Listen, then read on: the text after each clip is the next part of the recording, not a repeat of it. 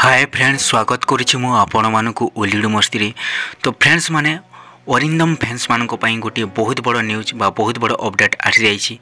तो आपण माने जानते हो ओलीउड रो एक्शन सुपरस्टार जेबेठार से राजनीति रे जोग देइछंती सेबेठार चर्चा रे आसी नथिली ओडिया मूवी पई। तो तांकर लास्ट मूवी थिला जोटा कि राम, जोटा कि बॉक्स ऑफिस रे फ्लॉप हो जाइतिला। तो फ्रेंड्स माने पुणी थे ओलीउड इंडस्ट्री को बैक कर ओलीउड रो एक्शन सुपरस्टार अरिंदम रॉय। तो फ्रेंड्स माने तो एमती शुणा जाउछि कि एही मूवीर शूटिंगटा 2025 रे स्टार्ट हो और 2026 रे एही मूवीटा रिलीज हो।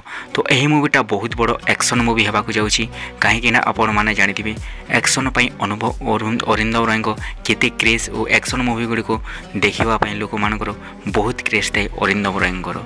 तो देखा जाओ फ्रेंड्स माने एही मूवीर टाइटल कौन हो मूवीर टारकास्ट कौन रोचे। तो एमती शुणा जाउछि कि एलिना सामंतराय अरिंदम रॉय को अपोजिट रे नजर आसबे।